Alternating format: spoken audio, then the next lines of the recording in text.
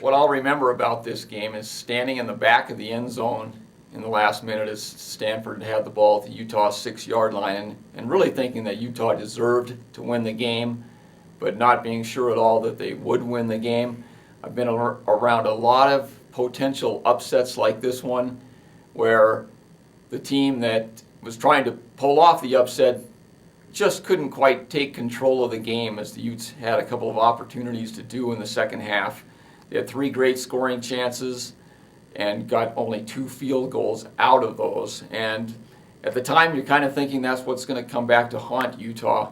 But again, the Utes deserve to win this game, and the way they stood up and rushed Kevin Hogan, the Stanford quarterback, and forced him to throw those 2 incompletions from the 6-yard line on 3rd and 2 and 4th and 2 was a great way to end this game. And certainly I'm putting it in a class with anything the Utah program has done in the last several years. Obviously, it doesn't come with a trophy like the Fiesta Bowl or the Sugar Bowl, but coming at the time it did in this 3rd season of Pac-12 membership and Utah really needing to validate its program and establish itself in this league, I really give it great significance, and we'll see what the Utes can do with it going forward. Wow, it was a great win for the Utah Utes tonight. I think a lot of people have talked about how Utah might be able to keep it close, but I don't know how many people really imagine that Utah could come away with a win.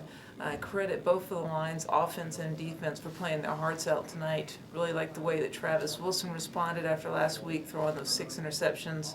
Understandable, 6 or several of those were tipped, but still it had to be in his mind, and he came back and played like the leader Utah needed tonight.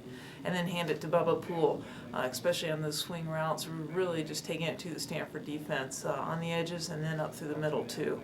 Overall, just a great win for the Utes, and definitely something they can build on for the future.